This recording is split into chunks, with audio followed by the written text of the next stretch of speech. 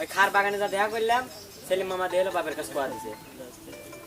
তুমি কি মেয়ে মানুষ নাকি যে বুঝা মেয়েদের জ্বালা?